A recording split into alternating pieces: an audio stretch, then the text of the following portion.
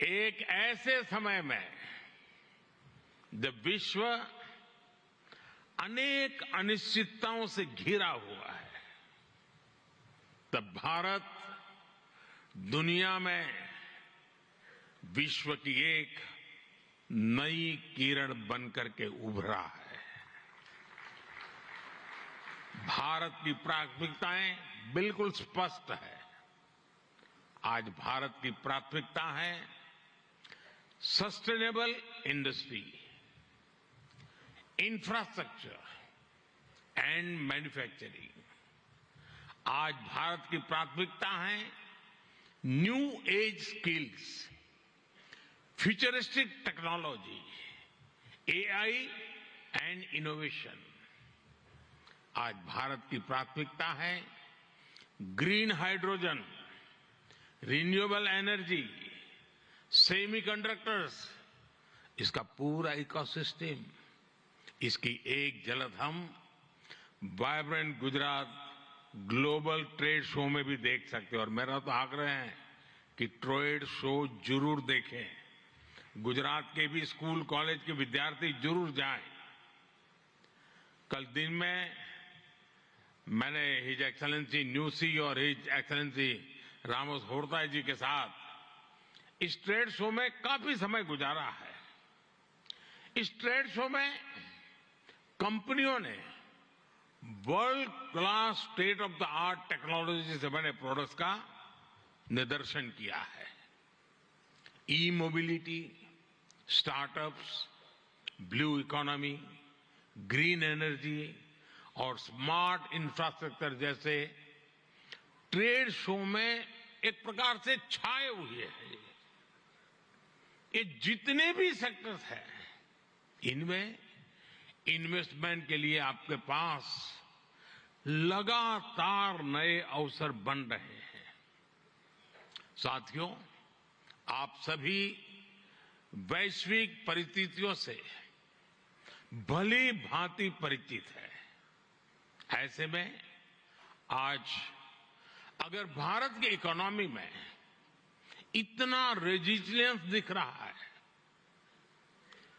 अगर आज भारत की ग्रोथ में इतना मोमेंटम दिख रहा है, तो इसके पीछे बड़ी वजह है बीते 10 वर्षों में स्ट्रक्चरल रिफॉर्म्स पर हमारा फोकस।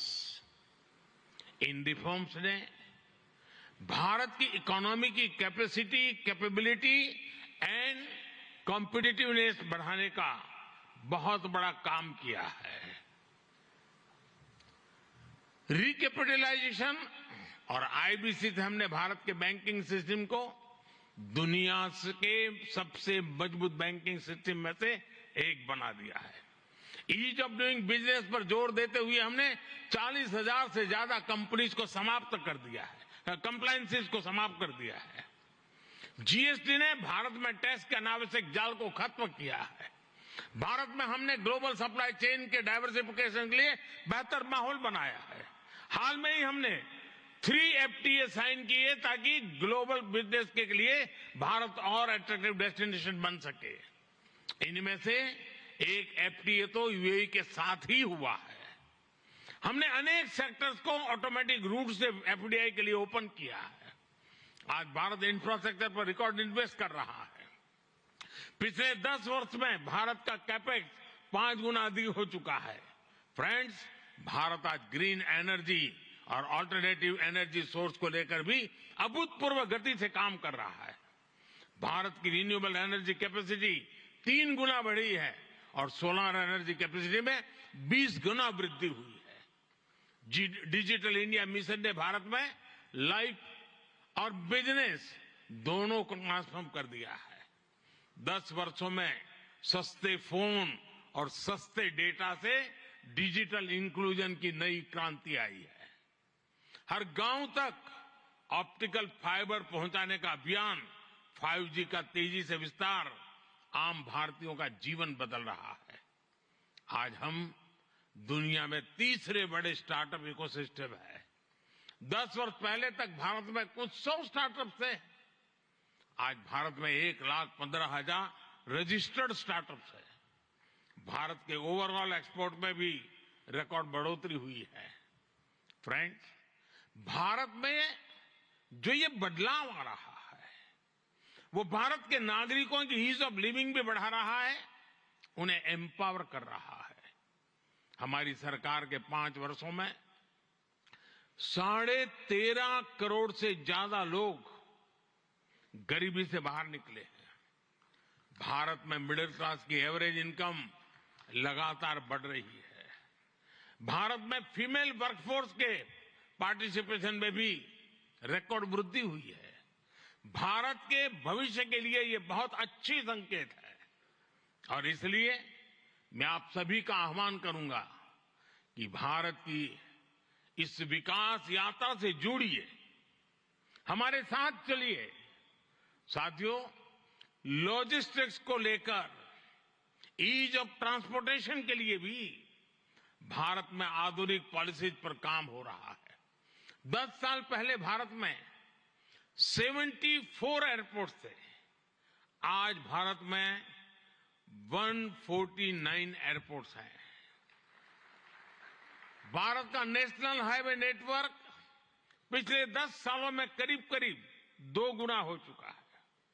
10 सालों में हमारा मेट्रो ट्रेन नेटवर्क 3 गुना से ज्यादा बढ़ चुका है। गुजरात हो, महाराष्ट्र हो या फिर हमारी ईस्टर्न कोस्ट लाइन हो, इनको आज डेडिकेटेड फ्रेट कॉरिडोर से जोड़ा जा रहा है।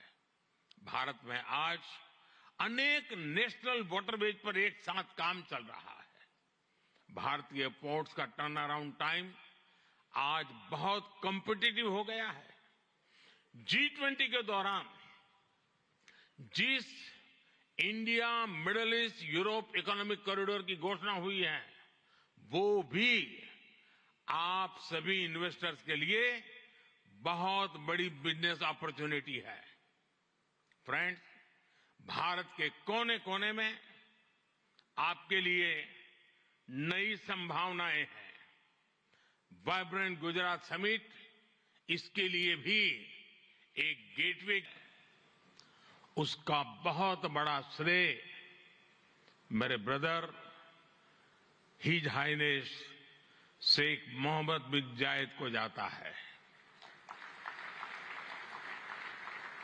फ्रेंड्स, मोजाम्बिक के प्रेसिडेंट हिज एक्सेलेंसी न्यूसी से कल भी मेरी बहुत विस्तार से बात हुई है। उनके लिए तो गुजरात आना पुरानी यादों को ताजा करने जैसा है। प्रेसिडेंट न्यूसी IIM अहमदाबाद के एल्यूमनाई है।